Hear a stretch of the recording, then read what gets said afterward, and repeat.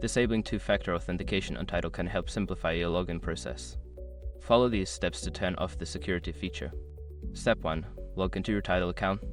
Open the Tidal app or website and enter your login credentials to access your account. Step 2. Access account settings. Once logged in, navigate to your account settings. This is usually found by clicking on your profile icon or name in the top corner of the screen. Step 3. Locate security settings. In the account settings menu, look for a section labeled Security or Privacy.